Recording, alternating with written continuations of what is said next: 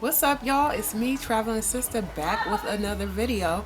Today I'm going to touch on a topic that has created a little controversy among the black communities around the world. And since I'm here in Africa, I feel like I'm in a position to address it from my standpoint. Now, I'm not about to sit up here and try to speak for any other person who has had experience in this subject matter, but do Africans really hate black Americans? Now, this topic is touchy because, I guess people out there in the world have had bad experiences with African people and not, obviously not clarifying which country they came from because all Africans, they don't think of the country. They just think of the continent of Africa as not even a continent, but like a country sometimes. But I'm not here to, try to negate anybody's experience. I'm just talking off of mine. All right. So my first problem with this mindset is that Africans hate black people is 99.99999% of the people that I've heard say this directly to me on YouTube, heard conversations, they have never even been to Africa, let alone even stepped outside of America. So how am I supposed to, how am I supposed to take your opinion on something like this as valid? Something as big as saying that African people hate black American people. You know what I'm saying? Because to me that's just an outlandish accusation. Now, granted, the people who are saying this, they have everybody has a reason for saying it, whether they just want to talk, whether they just want to have something to say, or whether they really have valid reasons. Now, there might be some people who have genuinely encountered a small group of African people, in America or whatever, that don't like black Americans. I do understand that there are some people that are just like that. I was watching a YouTube video a few months back, and I don't know the name of the video, but I will try to find it and put it in the description below. But it was of first generation people who had came to, that were from Africa, I believe Ghana, and that came to New York. And the girl's mother, when the girl was small, the girl's mother was telling her, don't bring home no American boy, they're gonna leave you, they're all thugs, and I understand why she thinks this, because of what the media portrays black people around the world, black people globally. Whether you're American, like I said, you a thug, you a drug dealer, you just a negative person in general. They portray us to be negative, not even exploring why black Americans are the way they are, the systematic oppression that we have faced for years. But that's a whole nother topic. So I understand why she would think that to a certain extent. And why she would tell her daughter that, I guess.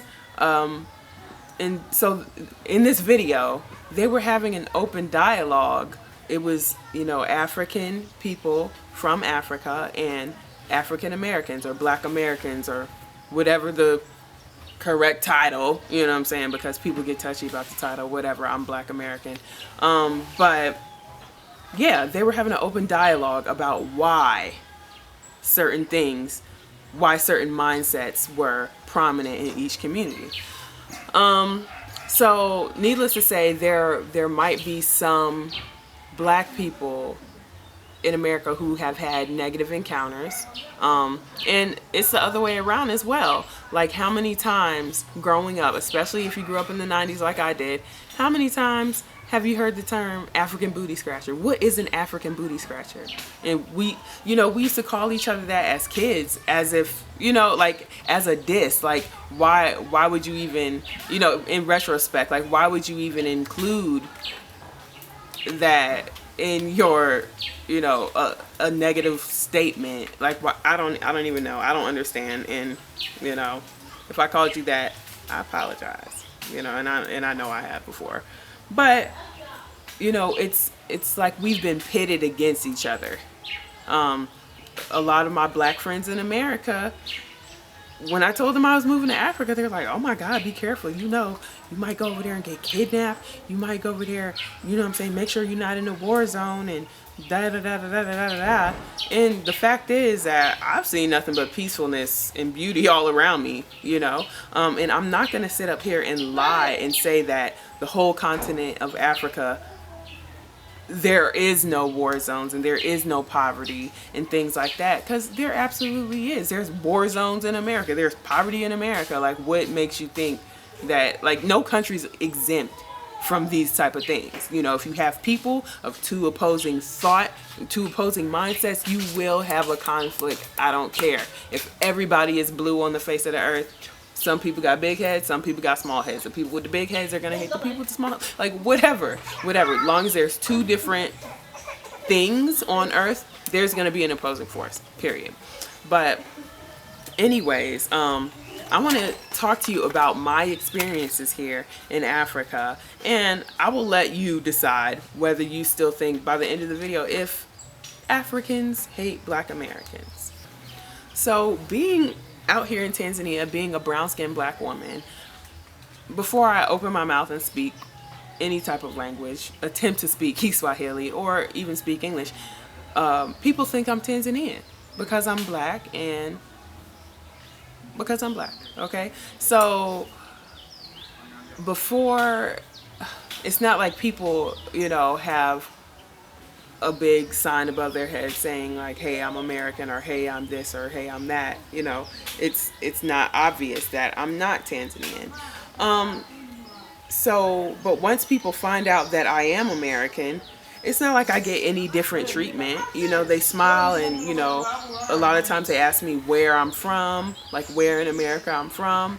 And, you know, that's really it. Now, sometimes when people find out that I'm not from Tanzania, they will, you know, overcharge me for stuff. Like, I was in the store about 2-3 days ago looking at a dress that should have been no more than 30,000 T shillings, or $13 to $15. This man wanted to charge me 65,000 T shillings when he heard that my accent was not Tanzanian. Now, 65,000 T shillings, that's about $30 US, which that's what I would have paid for the dress in America. You know, it was just like a long plain maxi dress or whatever. But that's definitely not the prices out here. Like, you can get 2 dresses made for that price. And I was just like, and I walked out the store, you know, because like he knows that he was price gouging me, like, you know, and you can't play me. So little things like that will happen, but that doesn't happen all the time. You know, that does not happen all the time. Most of the time people are like, welcome to Tanzania, like, welcome, Caribou, you're most welcome, and thank you for coming. You know what I'm saying? Because they don't see black Americans a lot here. And so, like I said, most of my reaction is, oh my God, welcome. And so far in Tanzania, I've had the most beautiful experiences with people. People who are complete strangers have opened their house to me, made me a part of their family, cooked for me, helped me find things, helped me do things, you know, that I otherwise would have been lost without being out here, because I don't know the language. The language barrier is really, it's steep. And a lot of people tell me, like, before I came out here, a lot of people said, oh, Kiswahili is really easy to learn. It's not that the pronunciation is hard, because the vowels are I, A, E, O, U, you know, and it's to read it is pretty easy, to write it out is pretty easy, but just little things. But this video is not about the language. It's about my experience here in Tanzania. But I've had nothing but great experiences, besides, you know, a few little other things too. Now, as I said before, Tanzania is a very conservative culture, especially in the way that women dress out here. Women don't wear shorts that really come above their knee. They don't really wear halter tops, crop tops. You'll see women in like spaghetti strap shirts sometimes if it's really hot. Excuse me. But they don't really dress like how we dress in America. And when I first got out here, like, I don't know, it's hot, okay? It's hot. And I was still adjusting quite a bit to the climate out here because it's a tropical climate and it's really hot. So I would wear, you know, my shorts that aren't even like hoochie-fied or anything. They're like maybe mid-thigh. My butt's not hanging out or anything crazy. And a tank top or a holster top or whatever. And I have gotten looks. I've gotten quite a few looks like, oh, what is she wearing? You know, like, and noises like, you know, and that hand gesture. And it's not because I'm American and they're like, oh, look at this American. Like, they think that I'm Tanzanian. And for a Tanzanian woman to wear stuff that I've worn is, you don't do it unless you're a prostitute, you know. And or even like sometimes at night in the club, like I'll see girls wearing shorts and they're not even necessarily prostitutes. That's just, it's club attire, you know. But yeah, I've gotten like, you know, negative remarks and looks because of that. And it was one time I went to the local market it's this local market called Kilimanjaro in Arusha. It's a huge market. People selling vegetables, people selling clothes, people selling everything. So I went with my not so hoochified shorts, and I had like a little jacket thing to cover up my halter top, and I thought I would be fine. You know, it was hot that day. I was looking cute, you know, feeling myself. I wanted to wear my shorts. And so I'm standing there with my boyfriend and I'm on the phone and I hear people chattering in the back. You know, it's a noisy market. I'm not paying any attention to it. And I see this lady walk up to my boyfriend and hand her a conga. Basically, a conga is a piece of material that you wrap around your waist. A lot of women wear it out here. And so she says something to him, I guess to the effect that she needs to cover up.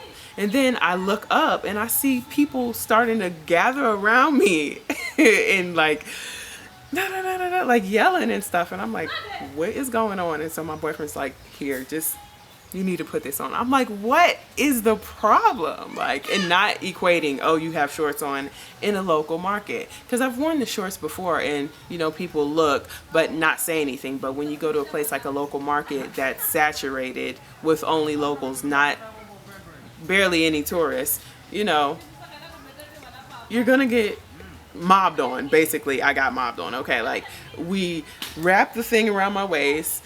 About 30 people, 30, I think it's about 50. He said it was 30. In my mind, it was like 5,000 people. But like, so people were following us through the market, and we eventually hopped on the dollar. That's the public transportation, and it was so crazy. People threw ice. They didn't hit me with the ice, but people were throwing ice through the door of the dollar. They were trying to turn it over. I really caused a ruckus that day with my shorts, okay? And the thing that blew my mind about it is, like, I see white girls here all the time in shorts that their booty's hanging out, tank top, like crop tops, all of that, but nobody says anything to them. But I'm like, I can't wear my shorts. It's hot, y'all. Like, I can't wear shorts out here without getting some type of negative reaction. But I sort of kind of understand it because they think I'm Tanzanian until I show them my tattoos, until I open my mouth, because a lot of people out here don't have tattoos. Maybe like some of the younger people, very few. You know, I can count on one hand how many people I've seen with tattoos out here. But yeah. That's my only negative experience so far since I've been here, is because people think I am Tanzanian and they expect a certain behavior out of me, and I don't always follow suit with that behavior because I'm not Tanzanian and I don't have the culture down quite yet. But yes, because I am American, I have never ever gotten anything negative from the people here. Granted, I have not been to all the countries here in Africa. I plan to go. I plan to make it my life's mission to visit as many African countries as I can. So I can't speak for all the other countries. But as a black American woman living here in Africa, East Africa, Tanzania, I have not gotten anything negative. So those people who are so hasty to speak about, oh, you know, they hate black people, they hate black Americans over there. You need to do some more research, come visit and see for yourself, and stop taking what I notice that a lot of people do is they take a grain of information from someone that they see to be, you know, a notable source or whatever, and they just adapt it as their own. They adopt it as their own train of thought without doing the slightest bit of research, without looking into anything for themselves, and without really knowing what you're talking about, you know? So, and I don't know. I feel like it's all part of some big scheme. Like, you know, I feel like they want to pit us against each other so bad that they make black people hate Africans, black Americans hate Africans, and they make Africans hate black people. But really, it's not the truth. I've gotten nothing but love since I stepped foot here on African soil, December 11th, 2016. Nothing but love, besides the mob, the market mob. But really, like, yeah, I hope this reaches somebody, and I hope, you know, more importantly, that it is someone who had that thought that maybe Africans do hate black Americans, and hopefully this might change your mind a little bit. I don't know. I'm just here to tell you that it's not always true, and like I said, not to negate anybody else's experiences. Maybe they have had a run-in with an African person, and they just kind of grouped them all together, the whole continent together, and say, oh, y'all don't like black Americans. But yeah, I just wanted to address that lie and say that, you know, my experience, it's not been like that.